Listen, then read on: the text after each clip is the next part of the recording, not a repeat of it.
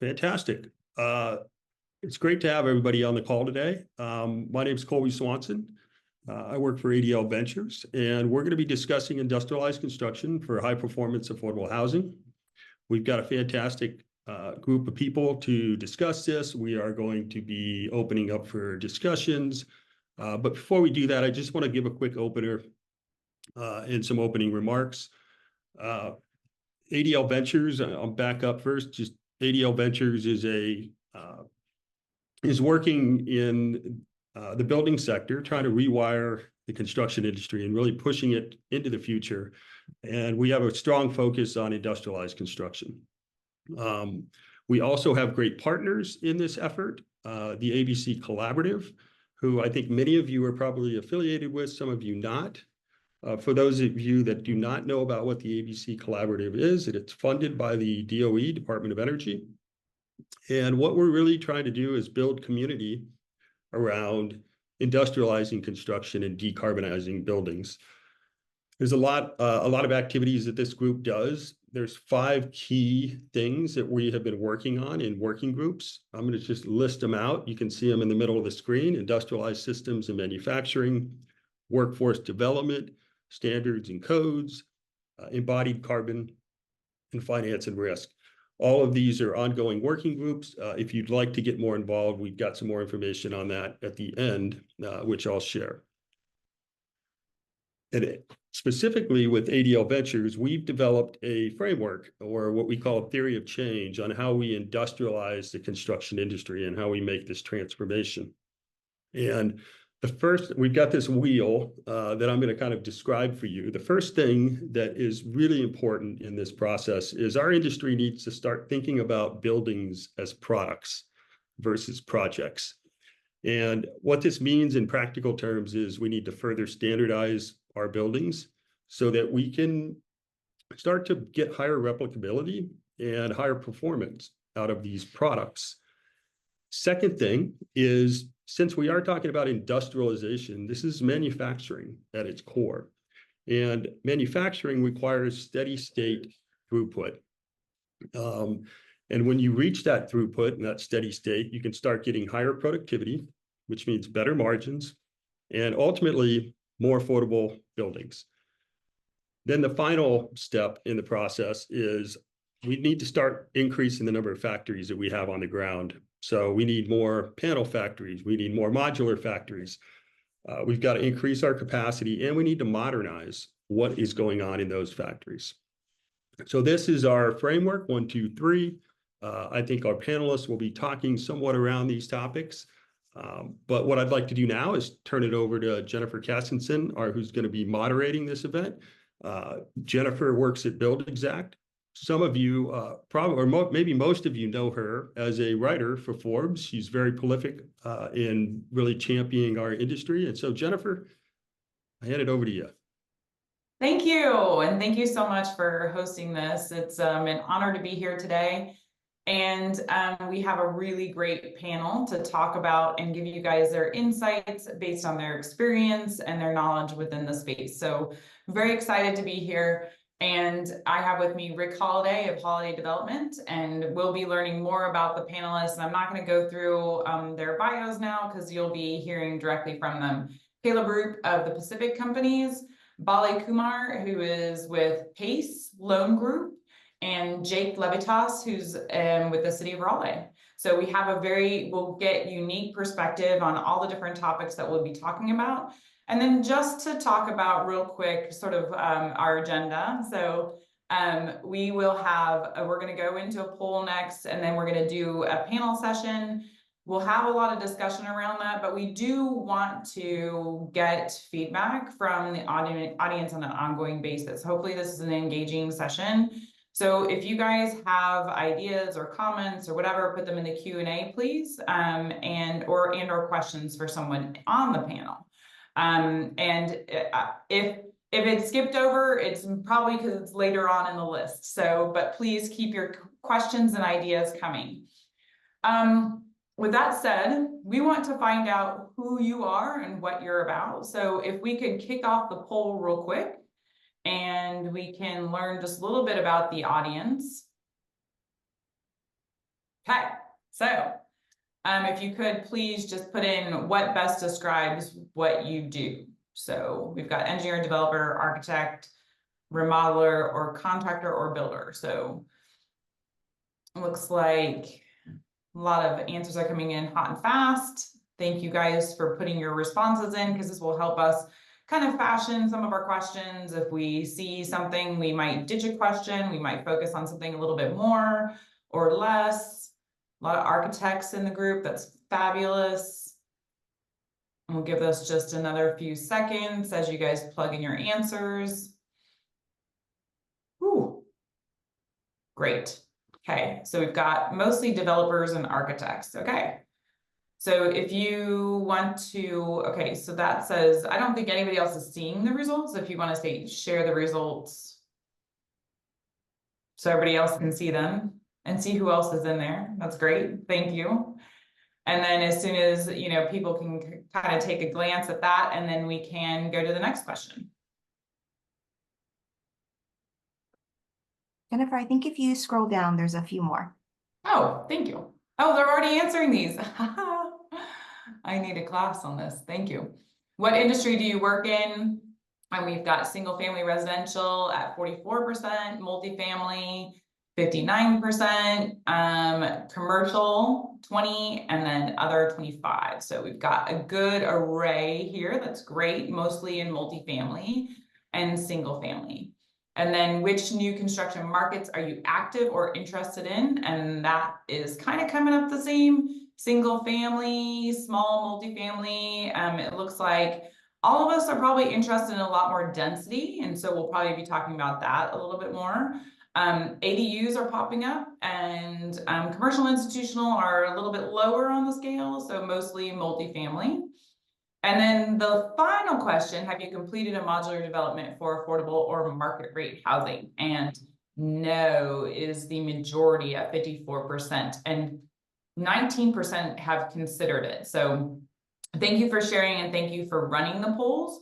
So it looks like, I think that last question is pretty important to us and to the discussion we'll be having today, which is 19% have considered it, 54% have not done a modular project. Okay, thank you for doing the poll, everybody. And like I said, use the Q&A feature if you have additional questions, or if you have a comment during our discussion today. So with that, I'd like to bring on the panelists, please.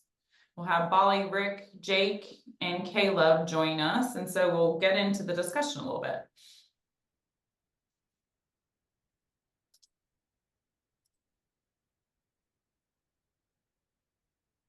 There we are. Fabulous. Okay. We're already getting comments in the Q&A. That's great. I hope that, Stephen, you were able to see and participate in the poll. Obviously, we're getting a lot of responses there. So, okay. Well, thank you, Bali, Caleb, Jake, and who's left? Rick, for joining me today. I'm so excited to learn from you guys. So if you could give us, just super high level, real quick intro to who you are and what you do. Caleb, I'll start with you. Sure. Hi, everyone. Thanks for being here today. I'm Caleb Roop. I'm with the Pacific Companies and Autovol. The Pacific Companies, we're developers of multifamily housing in the Western U.S. Heavy emphasis on affordable housing, vertically integrated with construction in-house as a general contractor, and then also owners of the Autovol modular manufacturing facility, which we opened in 2020. So that's about us. We're based in the Boise, Idaho area. I love it. And I've been to your factory. It's phenomenal. Rick, next. And you are on mute, Rick. If I don't say that once a day, then I feel like it's a wasted day. Okay, I'm going to skip to Bali while he gets that sorted out. All right. Bali Kumar. I am the Chief Operating Officer of PACE Loan Group. We are a national direct commercial PACE lender. We've done deals literally from Alaska to Florida and everywhere in between.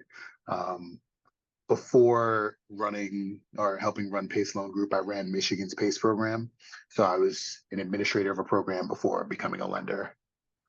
Awesome. Thanks for joining today, Bali. And Rick, back to you. Looks like you're off mute. Yeah, so Rick Holiday, I have a career that sort of spanned some government work, some nonprofit work at Eden Housing and Bridge Housing, some for-profit work at Holiday Development for 25 years. And then about 7 years ago, I was using Modular as a customer, and a couple of the companies that were serving me ceased to stay in business, and I got coaxed into starting a factory that is called Factory OS. It was started in 2017. And I, at the moment, am retired from the factory side of it, but I'm very aware of the business and anxious to help in today's conversation. Awesome. Thank you so much, Rick. And it's great to have you here. And Jake is with City of Raleigh. And if you could do a quick introduction as well. Absolutely. Hello, Jake Levitas, with the City of Raleigh's Urban Projects Group, which is division within our Planning and Development Department. The focus of our team is implementation and partnerships. So in between when a building is approved and when a whole neighborhood of a city is planned for, there's a lot of kind of complicated implementation work that our city recognized we were falling behind a little bit on. And so our charge is sort of like an innovation team within the planning department, look at new ways to work with our private sector and nonprofit sector, regional, state governmental partners to deliver the visions and the policy goals that we've decided on as a community. The biggest of which right now is affordable housing, as it is for many other cities around the country. So yeah, excited to be here and look forward to the conversation. Thank you, Jake. Okay, so to get us warmed up today, we're going to do just a quick what I call speed round. And I like to open panels like this, which means that you should all be off mute. And we'll just go around. We'll go in alphabetical order. So Bali, Caleb, then Jake, then Rick. And you guys are going to have either one word or short phrase answers to these first questions, okay? So true or false, the election will impact our business. Bali. True. True. True. Very true. Very true. I like it. Okay, that was a softball. So what one word describes what will be needed to address today's housing needs? Creativity. Education for me. Bali took mine, so I'll say collaboration. Innovation. Love it all. What will be the biggest challenge meeting supply in the next year or 2 years?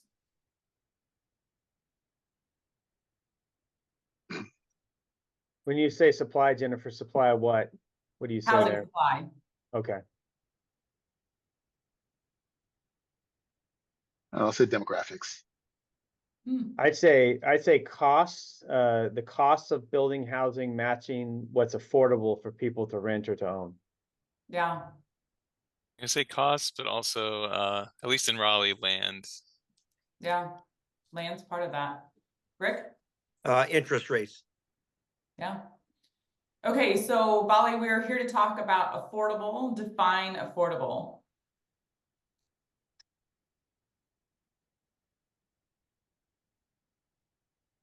I was going to say also demographics.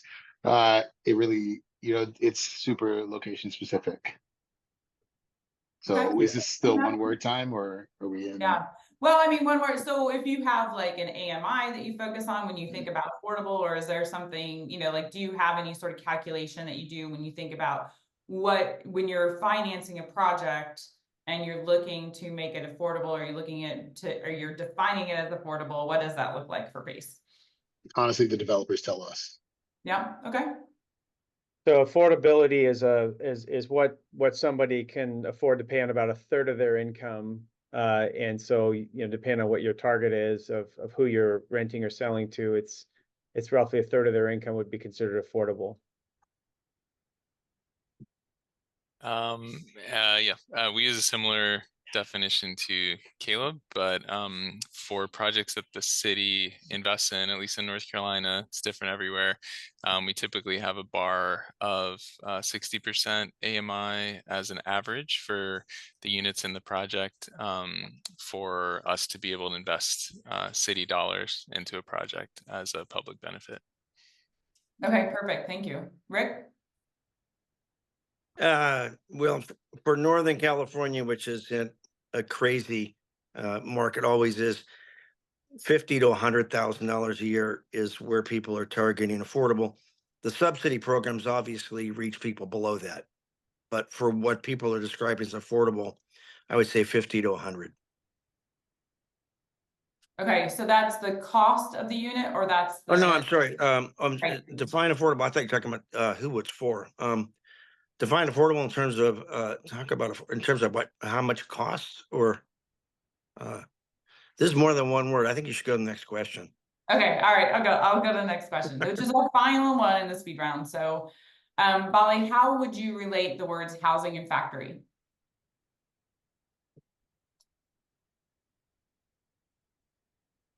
Trying to think of one word, but like it's a new connection. These two phrases. Sure. Yeah, I'd say currently not relatable for most people. They don't draw the conclusion between factory and housing. So not very intuitive, right? Mm-hmm. I would say a promising connection, but not necessarily fully realized yet. And also a regional connection in terms of, getting enough demand to support a factory.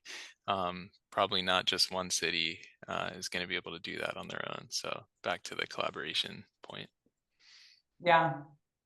Rick? The word I would use is essential that we relate housing to factory, but we're not there yet. Yeah, perfect. Well, you guys are good at that part. Now we're going to get into the more in-depth questions. And please, I encourage the panelists to interact with each other. If you have a question, please step in. And then also the audience, you can use the Q&A if you have a question or if you want to engage in the conversation a little bit. So first one, Caleb, is what would you say are the key steps for a developer to start using modular offsite construction? First and foremost, it's education. I've seen just too many folks, try the modular path and not be properly educated and trained, and the result has been something that causes them not to want to repeat. It cost more money, took more time, made the job harder. The contractor didn't really want to do it. There's just so many different reasons, but modular really does work. It's a really valuable technology when it's applied for the right kinds of projects and the right locations. It's not a one-size-fits-all solution for every part of our country, for every project type, currently in its current form. And when I say modular, I generally mean, high-density multifamily modular. But that's the one thing that I see is the biggest problem is it's just a lack of education. I always claim there's at least about 25 things you got to know, 25 different domains, whether it's insurance or sales tax or setting, craning, stitching, or site location and configuration or laydown yards. There's just a lot of different features in modular construction that are different than your traditional conventional building methods. And what we try to do when I'm working in the modular space is on the factory side or trying to just help a colleague, a developer colleague or an architect learn this stuff, it's really delivering to them that knowledge. We've been doing this since 2004, so we have a 20-year modular history.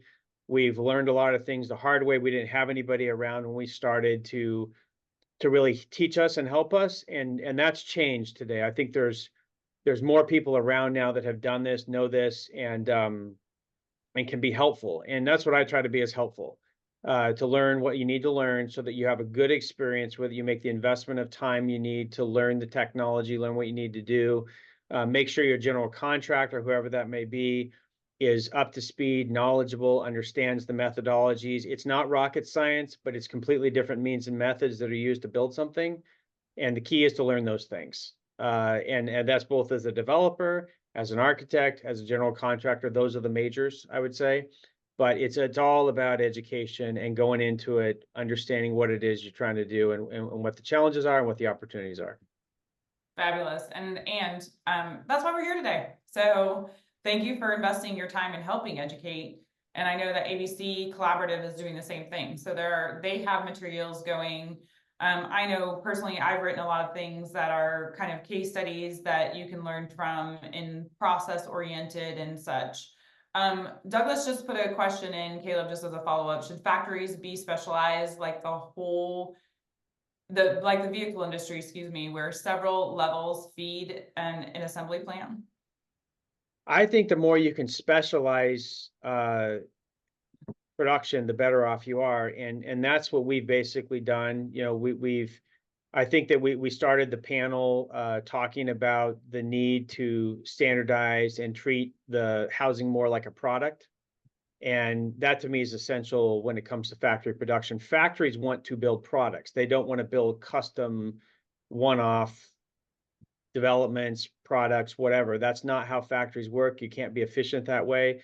Factories need standardization. They need to be able to produce the same product over and over again. That's what makes them efficient, drops the cost, makes it predictable to build. And so that is a key. And that's a challenge, obviously, when you're dealing with real estate, because real estate is not a standardized product in the sense of like sites are different, areas are different, Yeah. MEP systems are different. So there are some variances that have to be managed, but the more you can standardize, the better off you are, for sure. Yeah, perfect. I love that. And I think that's another thing that we need to talk about in this panel is just that standardization, which comes with building code and other collaborators in the ecosystem. So Rick, what would you tell us are what you found to be the key advantages of modular?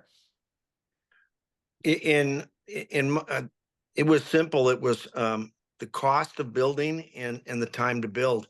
I agree with pretty much everything Caleb said earlier. However, my interest was spurred primarily because in Northern California and San Francisco, specifically in 2015, it was costing absurd amounts of money to build an apartment, $500,000-$600,000 a unit.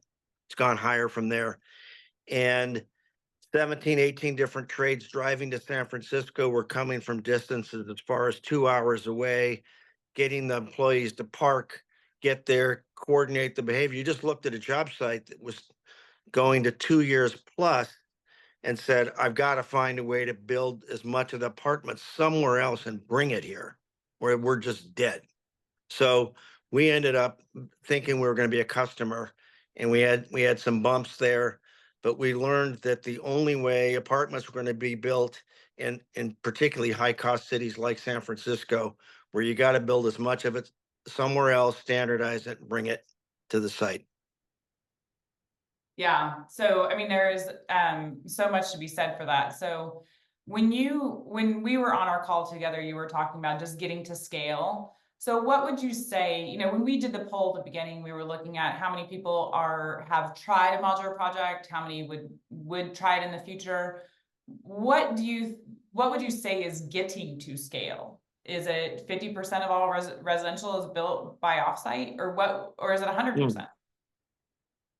I guess I'd start with 50. I mean, I think that there's going to be a tipping point, and it may be coming sooner than we think, which maybe is why this is a well-attended webinar. It just, people are hitting a point where nothing works, or the labor market is so constrained that they've got a problem. So for or the costs have gotten too high for politically motivated investors. So I just think that we hit the tipping point in San Francisco really in 2015, which is what stimulated me to take something like this on. And to Caleb's point, it's a brutally difficult business to get into.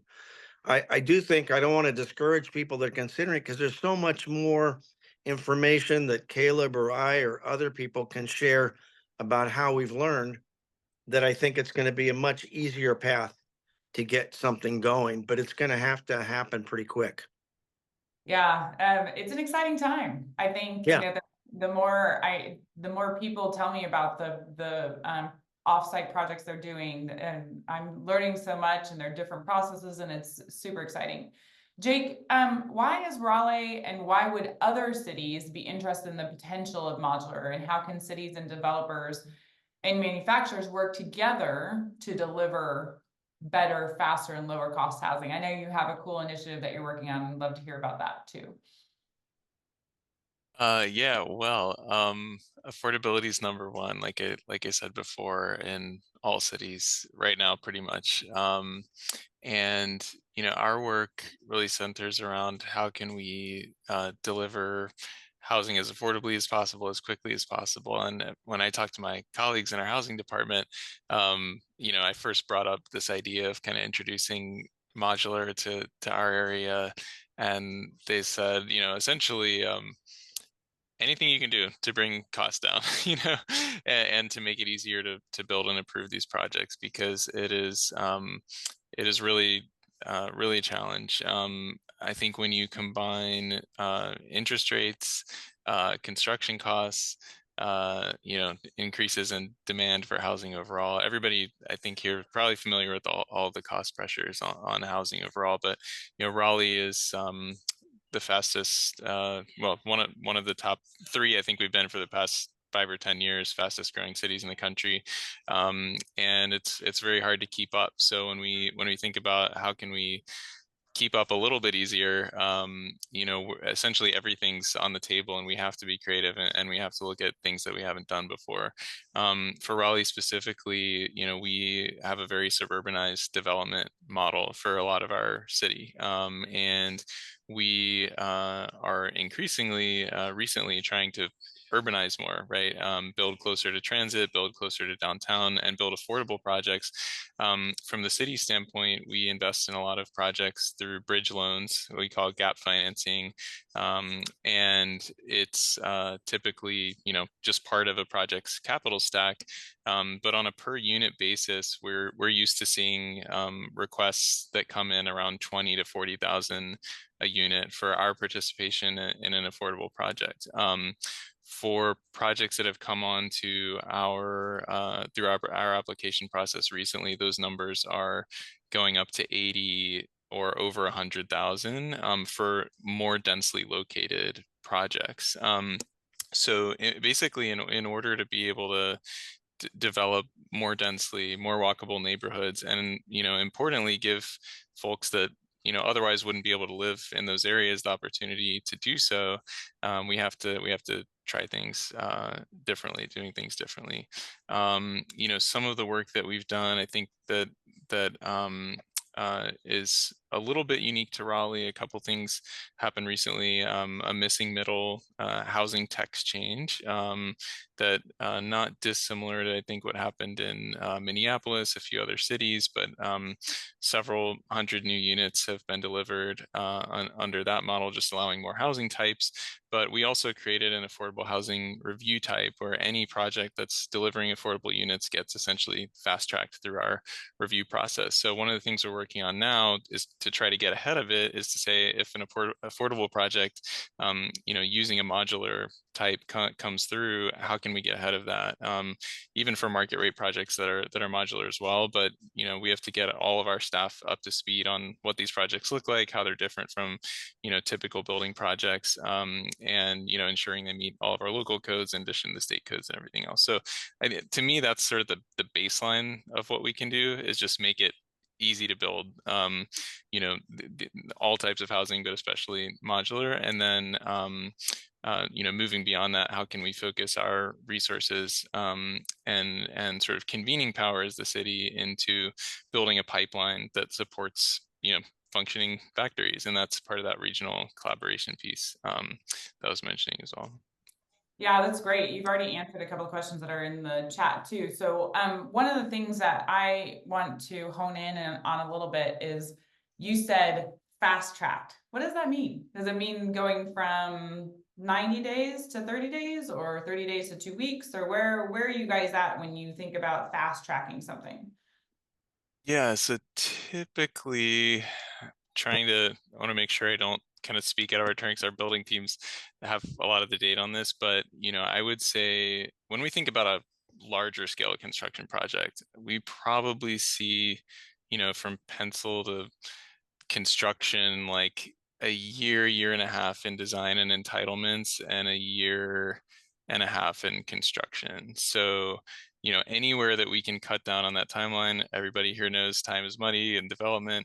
That's huge. So, if we can save, especially these affordable projects, time, whether it's a couple of weeks even early in the process, that can kind of snowball into having more certainty sooner. That's the other most important thing in development, is reducing risk, right? So if we know sooner that what a project's going to look like, and developers and our partners have that certainty, it makes a big difference. So yeah, I would say Raleigh historically, I'm not sure how we compare to other cities exactly in terms of our review times, but I know that we've been fully strapped in recent years with the number of projects coming through, and that we wanted to make sure that affordable projects essentially were always at the front of the line, because that was the most urgent need.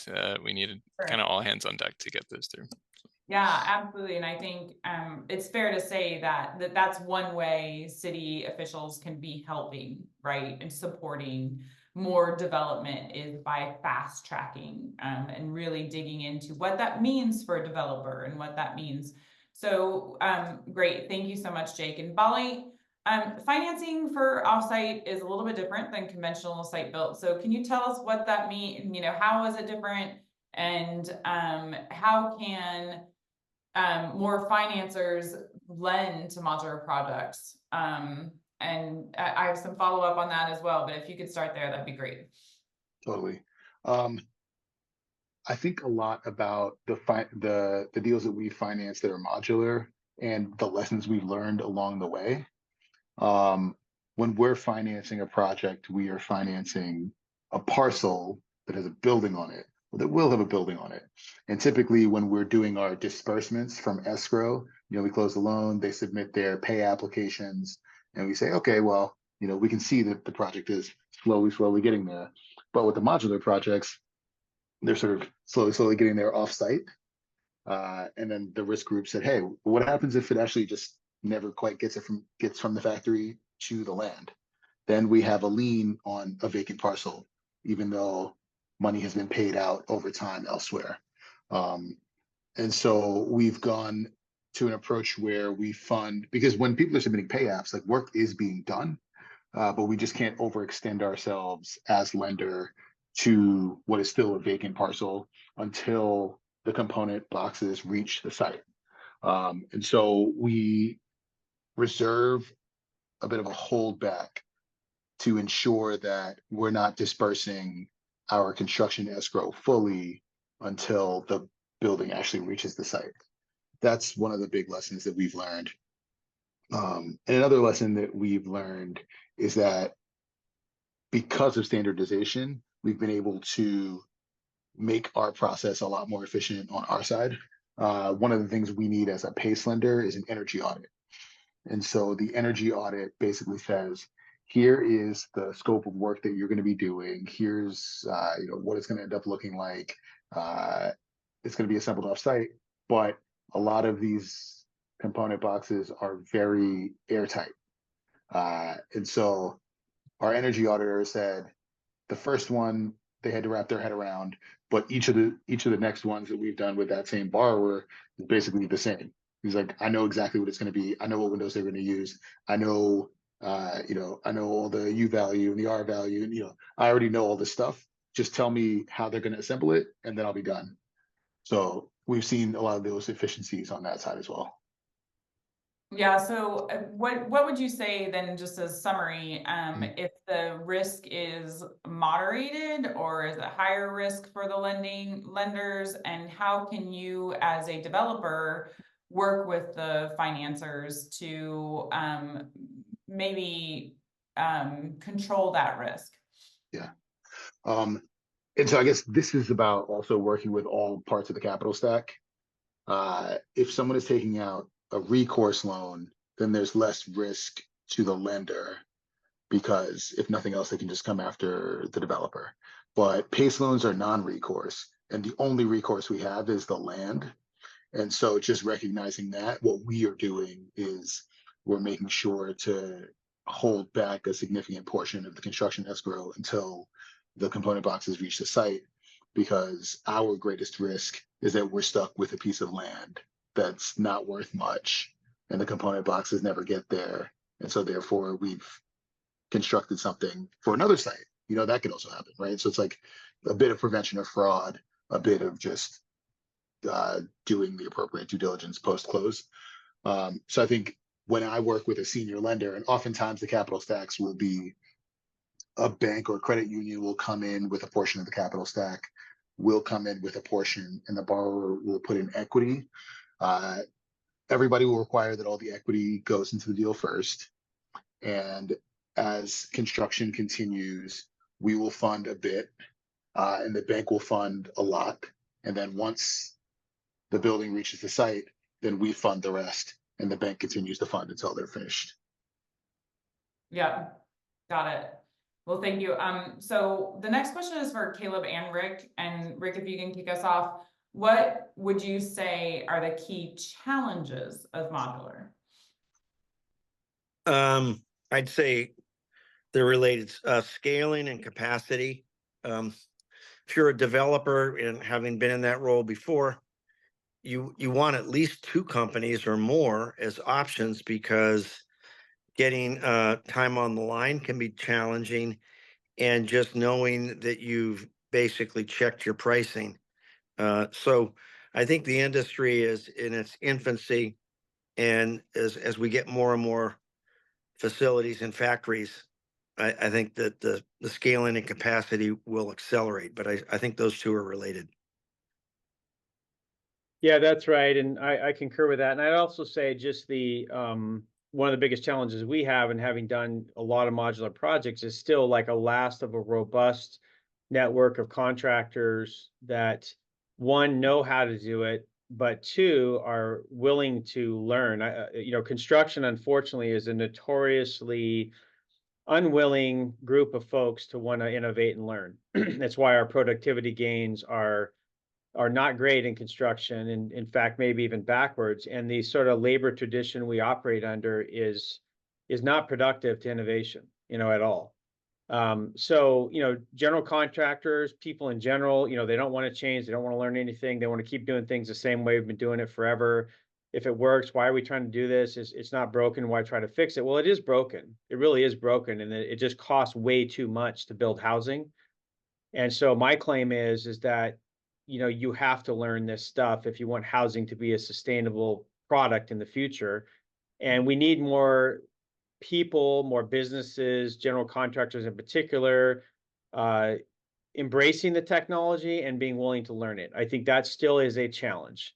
And that doesn't just stop at the GC level. That goes all the way down to the electricians, the mechanical groups, the plumbers, that they want to keep doing things the same way. The labor unions want to keep doing things the same way. They don't really want to change. I commend Rick and his factory, Factory OS, when he was there, you know, made a contract with the labor unions there, with the carpenters. Was a step in the right direction, but man, you know, it goes way past just the factory's operations. It's really to the on-site activity, because even with modular, you know, you think you're getting a lot of stuff built in the factory, and you are, but there's also a lot of stuff that has to be done on site. And it's different than what contractors and subcontractors are used to doing on site. And so you have to, you know, that is, to me, one of the biggest challenges, is getting that deep subcontractor base to where you can start to build those efficiencies. I kind of feel like, having done so many modular projects, I still feel like we are not efficient when it comes to the on-site activities. I think the factory is pretty dialed in now, like our factory and others as well. But on-site, we still are premium price, we're risk-adjusted price. You know, the subs don't take the time to learn where the factory work stops and their work starts, and so they want to price a premium in there because they're not really sure, so they're not educated. So I think that's kind of like one of the most dominant challenges in my view to get modular to scale and to have it be successful. We're making it work, but it's bumpy still. Yeah, so thank you. I hopefully that answered your question, Kathy, that you had in the chat. And actually, just to go back to this, and Jake, you might have some insights on this too, but issues with coordinating with the cities and not having experience doing the permitting and inspection. So Rick and Caleb and Jake, can you guys kind of tag team on that and tell us about how to smooth out that process?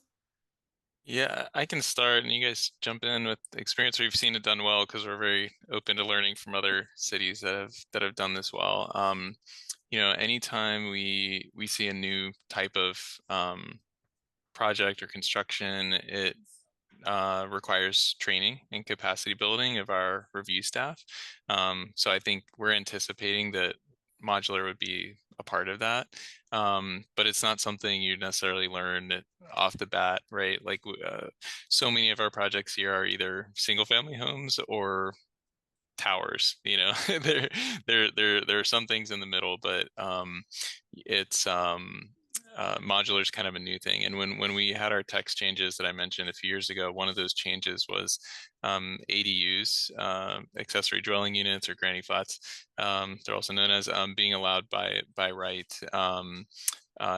More or less all over the city. So one of the impacts of that was we had to figure out the permitting process for different types of ADUs. And in our code, you can build essentially up to 3 units on one kind of single family zoned lot under the new changes. So you can have either a duplex and a single ADU in the back, or a single family home with a double ADU in the back. And so the way that you permit, you can have a separated ADU, you can have an attached ADU, you can have a single ADU, you can have a double ADU. There's like 7 different kinds. If you go on our website, you can see how that kind of breaks down, at least in Raleigh. But I say all that to say, our building review staff had to have a lot of, training, capacity building on those different models, and how, what are the things they should be looking out for, et cetera. So I anticipate the same thing with modular projects. And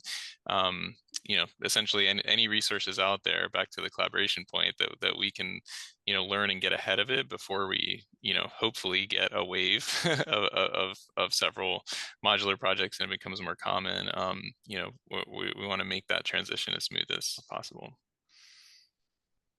And I just add, like, I feel like it's a state issue. So when I think about California, Oregon, Washington, some of the states we work modular in, very good state building official programs set up. There's a place for the local jurisdictions to go to learn. Especially California, I feel like, HCD there is one of the very best states to work with local building officials, show them where their jurisdiction is, where the state's jurisdiction is for the modules, and kind of work through that. So, I mean, I think that's one of the due diligence items you as a developer have, is to, what has your state done? I believe Pennsylvania is probably another great state. I think Carolinas are good states. These are just things I've heard. I don't work out east, but out west, I can say that the western states tend to be pretty good with their state programs and educating the locals as to what their job is there. Anything else on that, Rick? No, I guess I would concur, but it's sort of tying the last 2 points in. One of the things that happens is the local inspectors sometimes are aligned with the unions that are grumpy. And even though HCD does a good job explaining that they've got jurisdiction over the interior of the unit and the local only has the hallways and the connections, it just can get messy and challenging. It's getting better all the time, but it's very frustrating.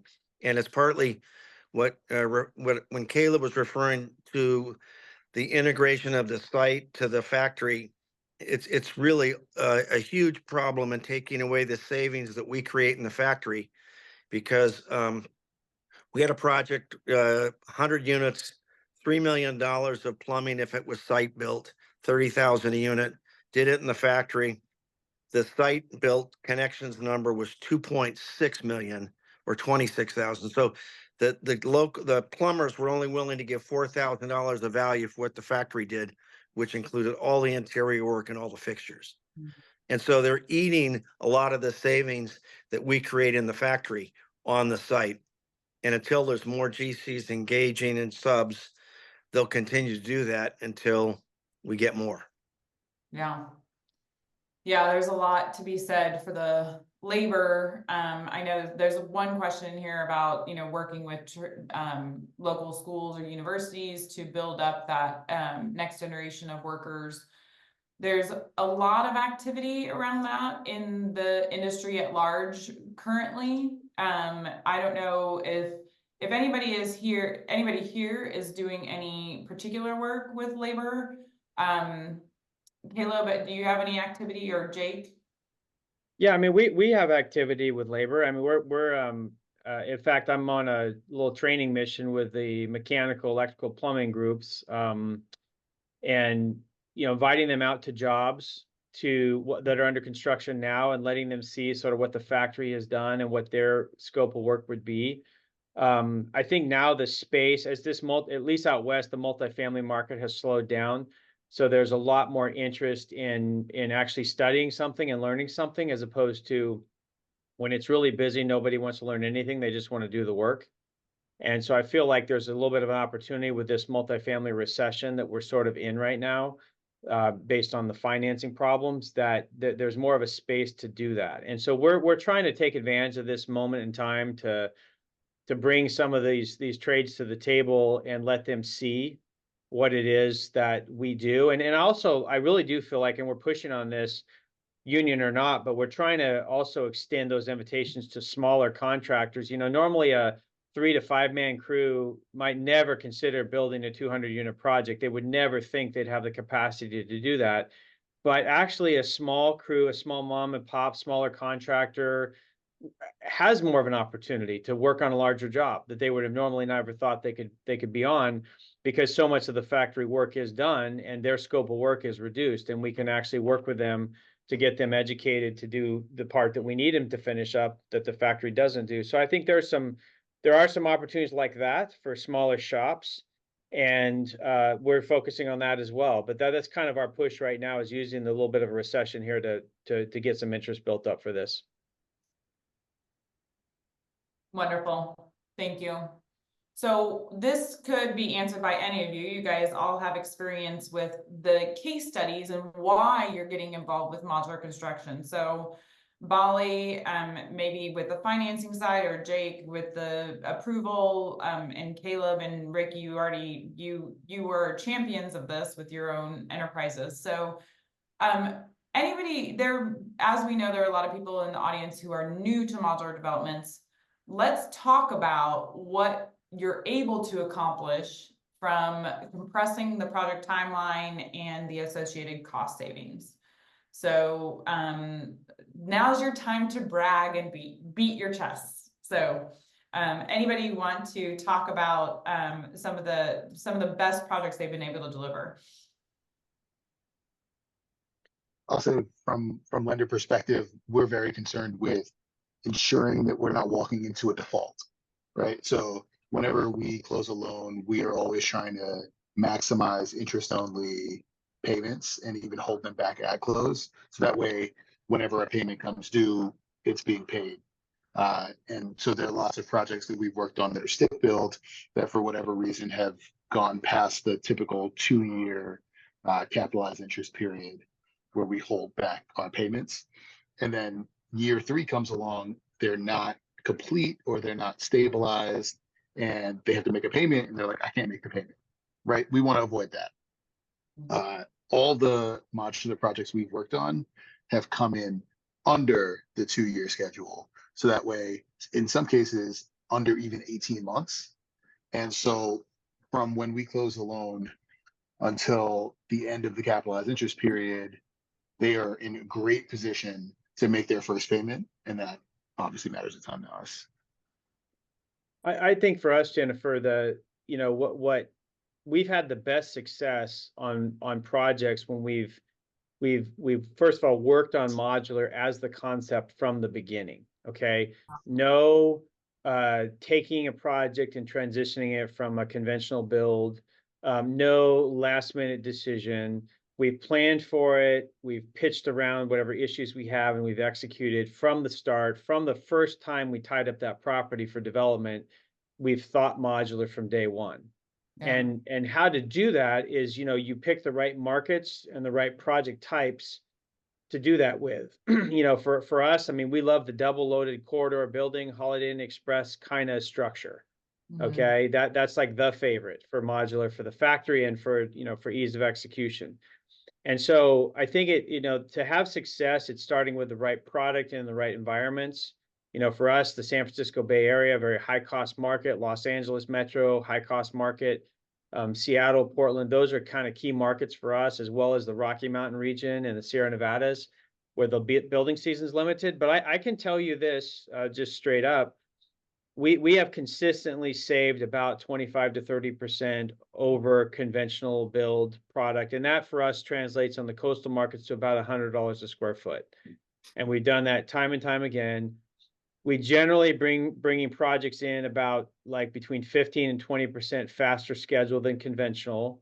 I have to confess my data is slipping a bit because we've kind of, when it comes to urban sort of 5/1, 5/2, type 3, type 5 buildings in urban markets, we've almost never do them conventionally anymore because the modular is such an advantage to do it that way. So my data is getting older and older for the conventional buildings that I'm building. But I will say this is that from the last time we had two projects going up, which was about 3 years ago, one conventional, one market rate, or one conventional, one modular, there was about a $20 million savings between the two projects. And that was the difference between the project being working as affordable housing without a bunch of soft money versus not. And the modular technology was the difference maker that made that project go forward without gobs of dollars from, the city. In that case, was Oakland. We didn't use any of their subsidy. We didn't need to do their labor agreements and all the stuff you got to do to get their money. We just built a 324 unit project for seniors without any of that trouble, and we could be very efficient with all those bells and whistles that come with the city money. So across the bay, the other project was built conventionally and needed money, needed all the help. And so that was the difference. That savings from modular was the difference between that project working going forward and not. That's incredible. That is absolutely incredible. Thank you for sharing those stories. Yeah. And that's not even to say, like, when you get when you are completed faster, then your partner is making money faster. So they're moving people in. So is that part of the calculation, or you're not considering that part of it? I don't calculate that in particular, but it is certainly something someone should calculate. I think hotel developers often calculate that. That's like a big deal to them. To me, I'm just looking at the cost of delivering the building, and I feel like there is some soft cost savings, like a shorter construction schedule does equal less interest on your loan. But at the same time, with modular, you're also front loading a lot of costs in your construction schedule that you normally wouldn't have because you'd be spread out in a conventional job. So I actually don't even count the soft cost savings either when I'm doing the cost comparison. I'm strictly looking at hard cost of construction and measuring that. And that's the benchmark I use. There are other benefits and factors, but I tend to not use those because I want to see savings on the actual construction costs alone, kind of silo those numbers and see where I land.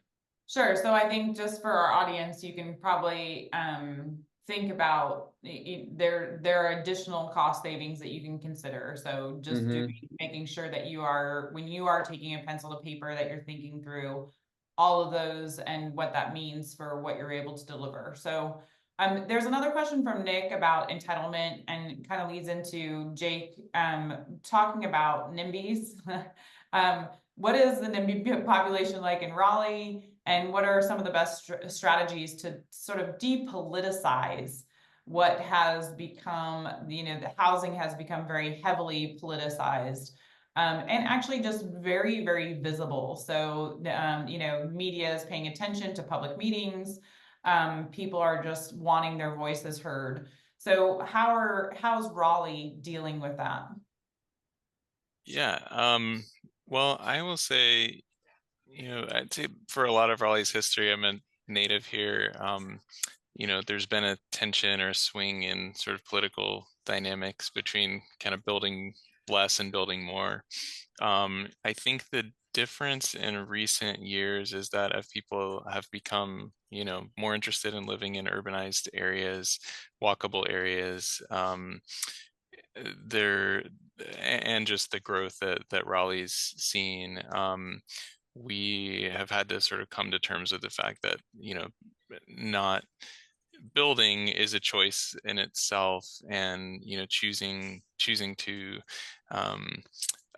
restrict those opportunities is a choice that has other consequences, like growth happening elsewhere, whether it's on the fringes of Raleigh or our surrounding communities. And so we have, everything is about trade-offs, whether it's federal policy, state, or local. And the trade-offs that we have locally are sort of changing our development model, on the one hand, to become more dense and walkable, but we have affordability, climate change, public health and walkability, all of these other things that are on the other side of the ledger, that if we public transit, if we don't build in ways that accommodate those challenges, those create other challenges as well. So it's essentially sort of the core urban problem of, like, how do we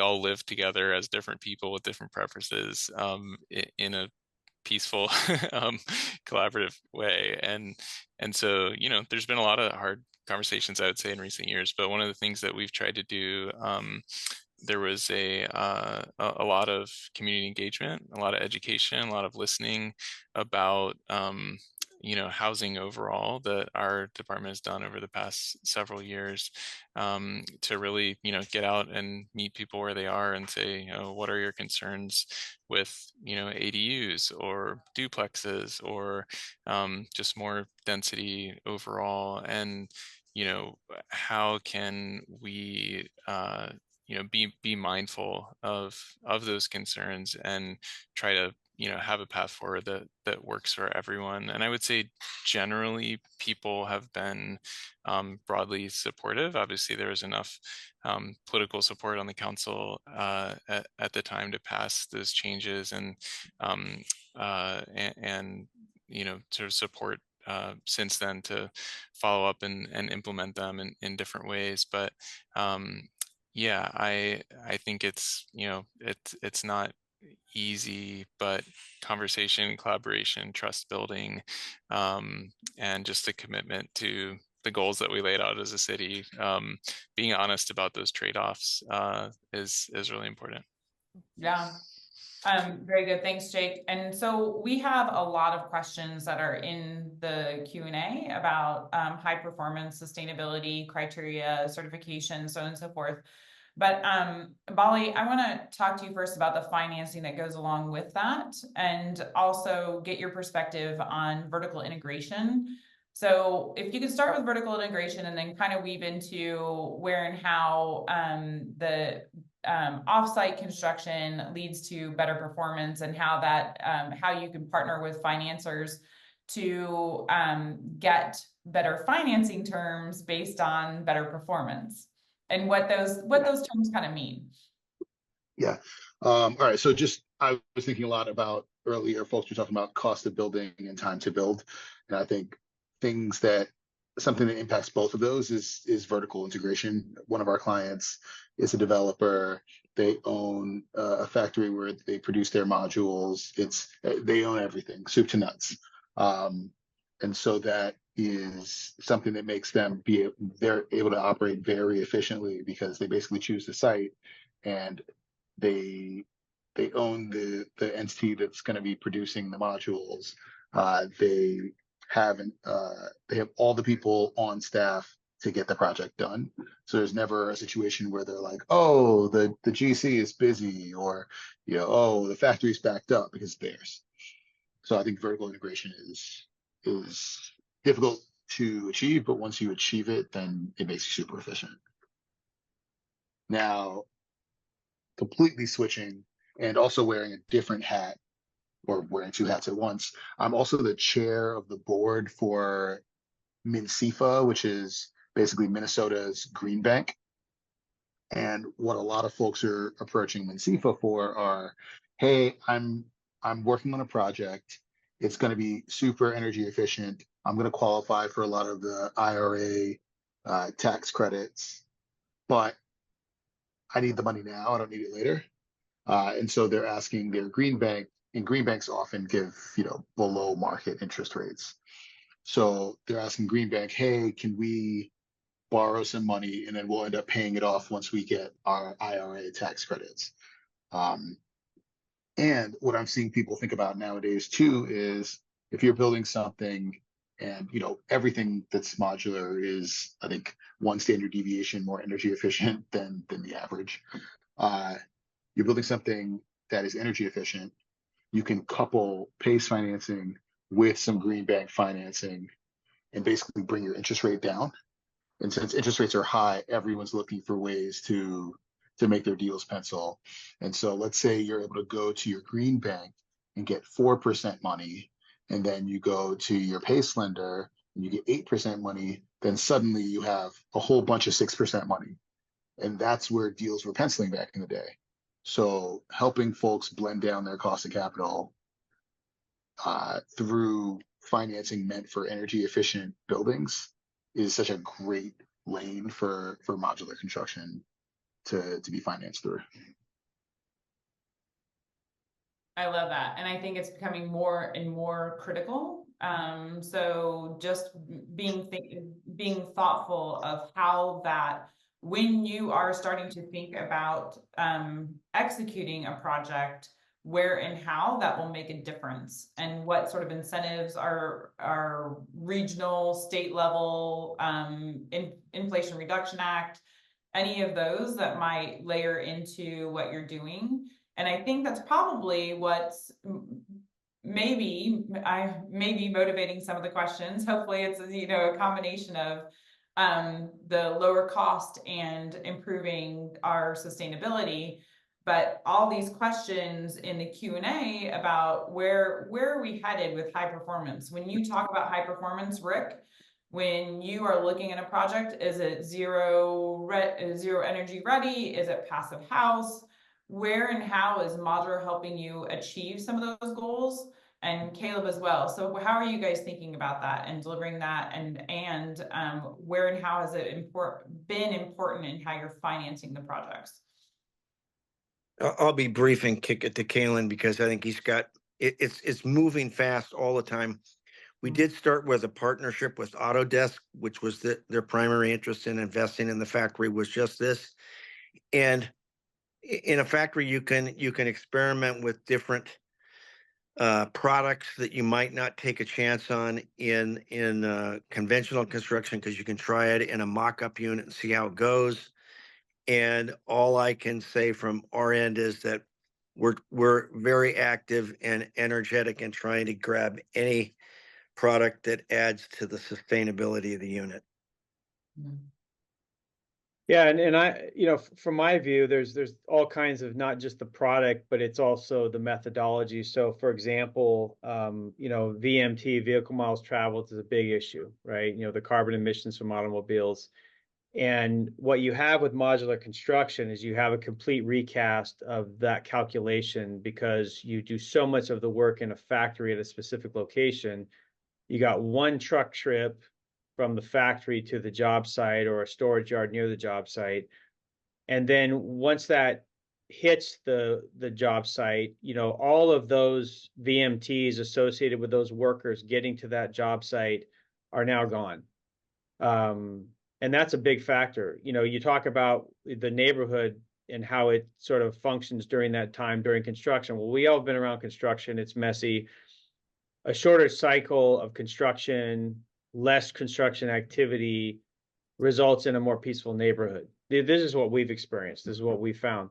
So I think, you know, you not only have the products that you would put in any multifamily building, you can certainly put those in modular, but you have the sort of like impact on your overall, you know, transportation issues that you would have versus conventional and modular. And then I think you also have like the ability to just manage the use of materials. I mean, we have everything just sort of pre-cut from the factories. We standardize our products as much as possible. We have very little waste that leaves our factory. These are like, and there's actually, if you take the time to study a unit layout, you can actually produce unit layouts that are designed so that you can use a full sheet of drywall as frequently as possible instead of having to cut it 28 times. Okay, so just as a simple example, and we've actually taken it to the product level, like, well, how long do they, what is the common, you know, dimension of a piece of sheet goods or drywall or lumber or whatever? What's best for the mill to produce? What produces the least waste for them? And you can actually move that all the way up to the product itself and start designing your unit around the products that are most readily available, that take the least amount of cuts and customization, and doing it that way. And we're just trying to do it from an efficiency perspective, but it also has the value of reducing the impact of wasted materials that most construction job sites or mills or factories have. And so, you know, it doesn't stop at, you know, just the sort of the most efficient, you know, mini split unit you can put in the building. It really goes way beyond that, and figuring out what's the best way to lay out a unit for your construction activities to be also minimized and more sustainable as well.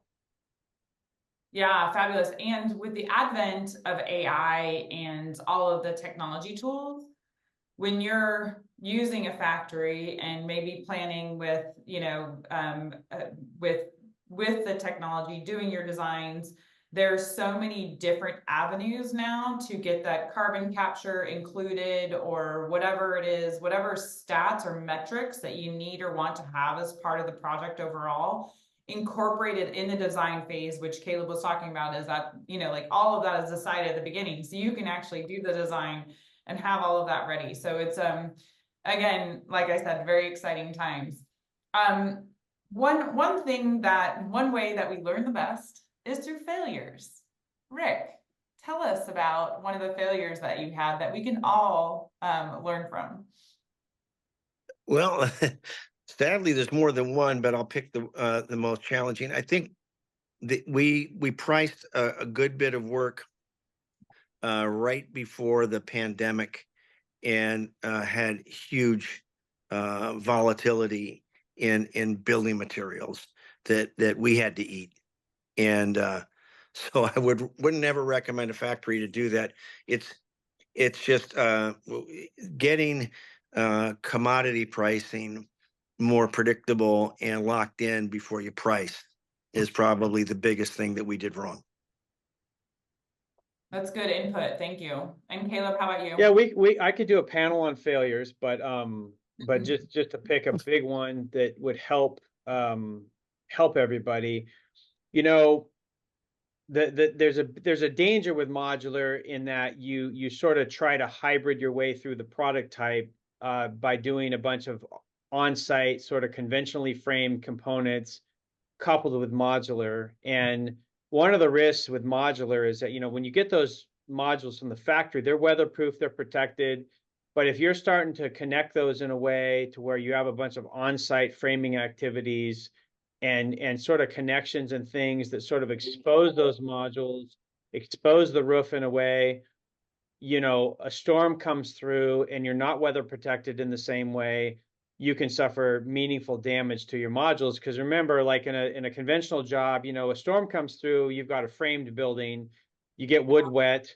You certainly aren't losing drywall and insulation, because once you put drywall and insulation in a frame building, you're weather protected. Well, modular, you're not weather protected. Your final roofing, your final siding is not in place.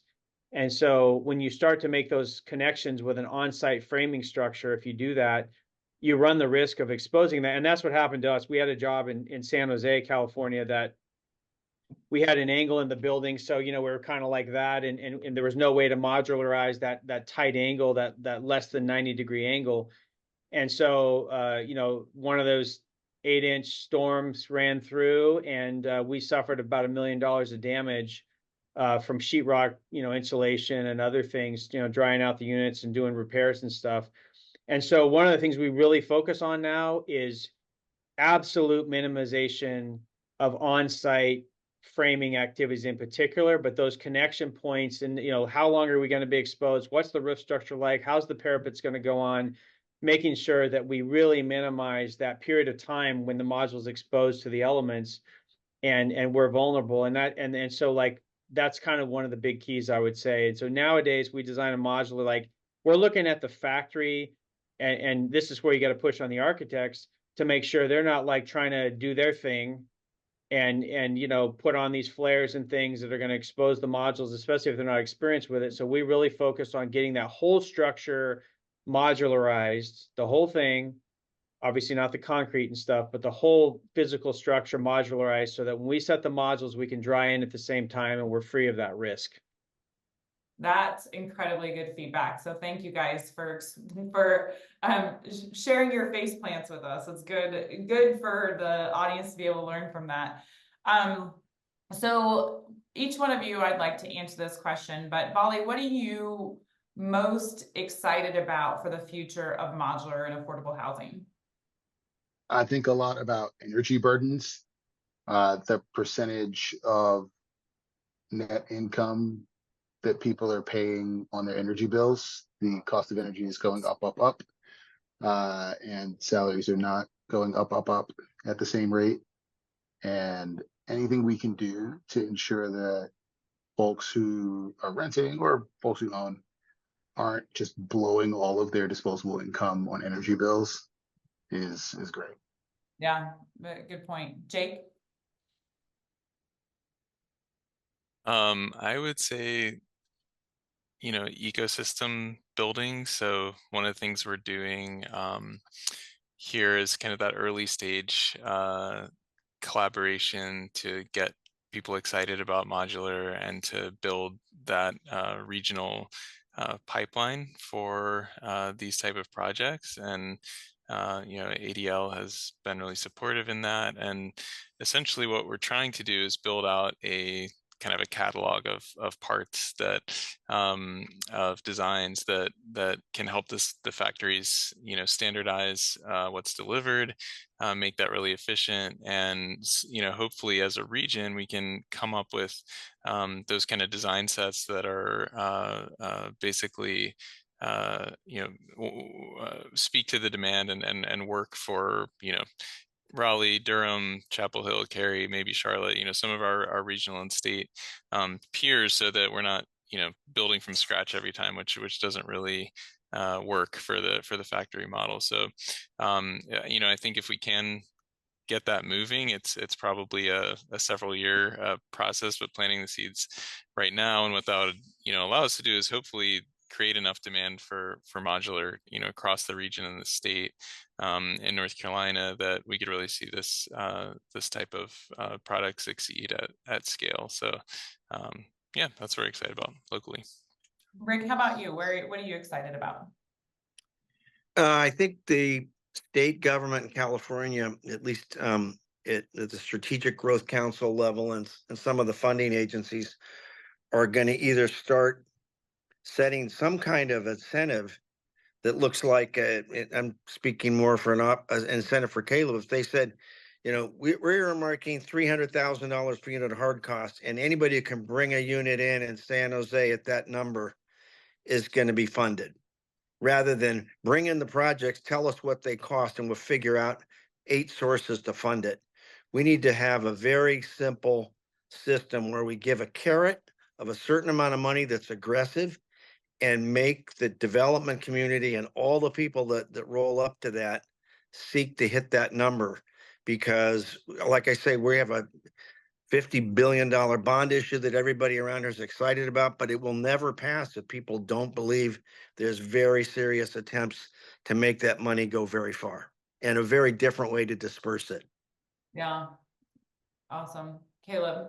I would just say that I believe modular can serve as a baseline to rethink how we deliver housing to the marketplace. And, modular construction is one way. I mean, modular construction can be beautiful. I'm very proud of our buildings on the deck. I mean, modular doesn't have to be some like compromised architecture or some like deviation from what would be an attractive neighborhood to be in once these buildings are on the deck. So I mean, I feel like modular, when studied properly and executed properly, it's a more efficient way to build. It's a lower cost way to build, and it would set the standard to kind of help bring the marketplace to a spot where it can start to think of it more like the automobile industry and less like the snowflake building industry. Yeah. And because that's kind of where it is right now, too many snowflakes in too many places without regard to, and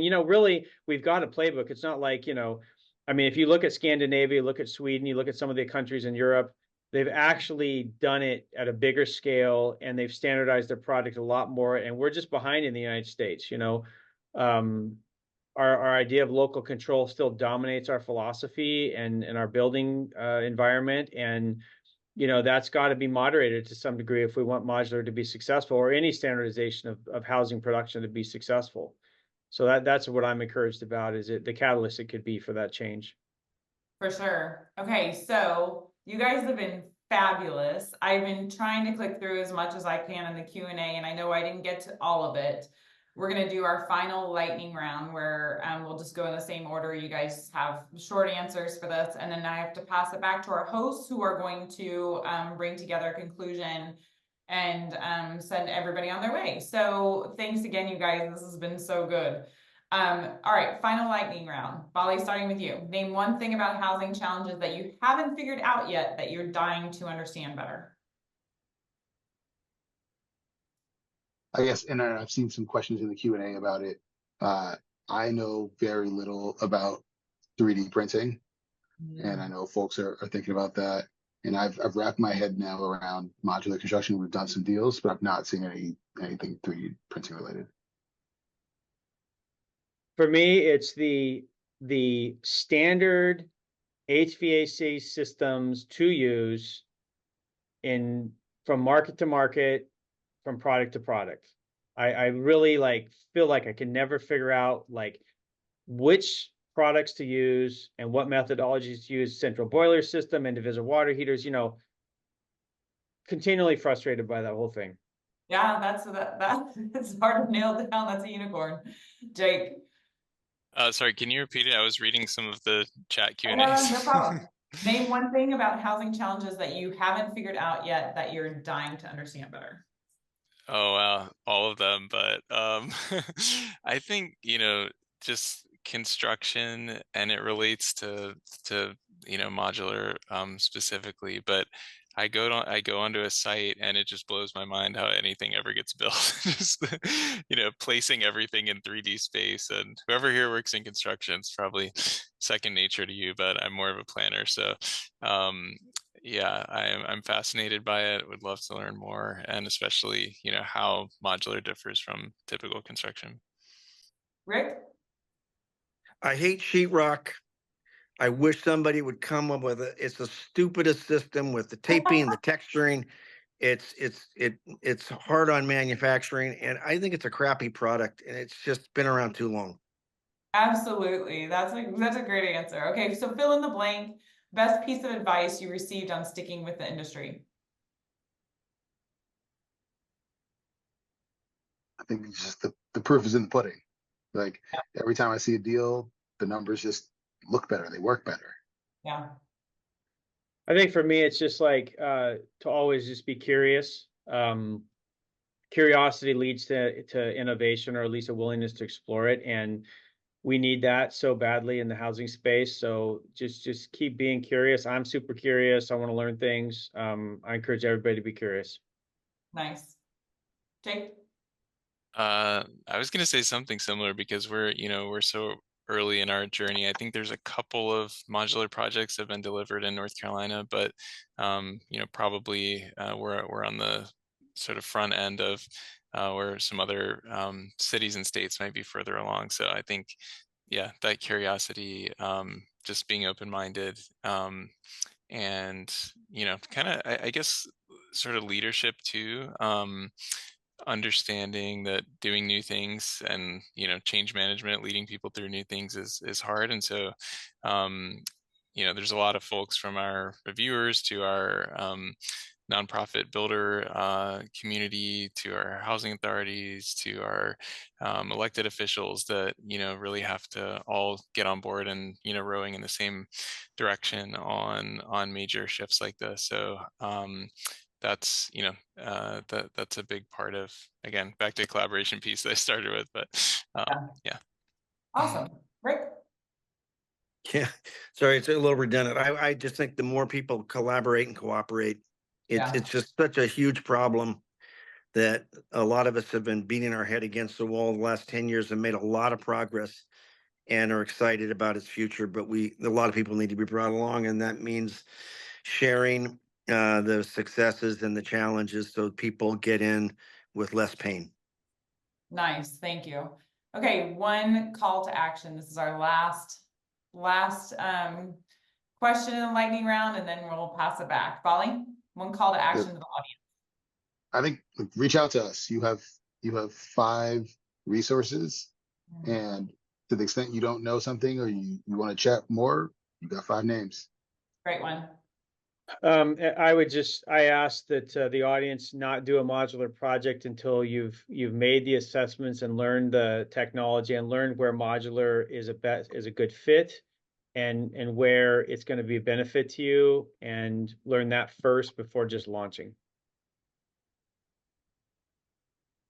So this is sorry, what we would do before we start a project, or One call to action to the audience. call to action. Okay. Well, because I'm a local government, be patient with us. You know, everybody wants to, you know, see the same things, I think.